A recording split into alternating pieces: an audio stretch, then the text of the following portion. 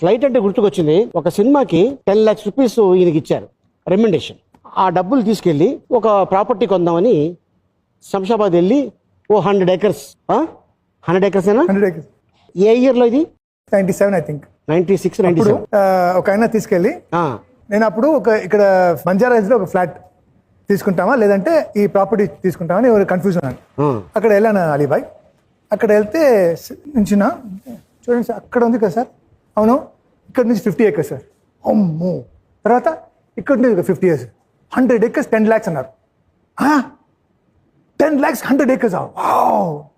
అప్పుడు నా డ్రైవర్ ఉన్నారు కదా, पृथ्वी भाई क्या है रे, मैं पेशाब करे जगह बताता हूँ. कई को बताता है.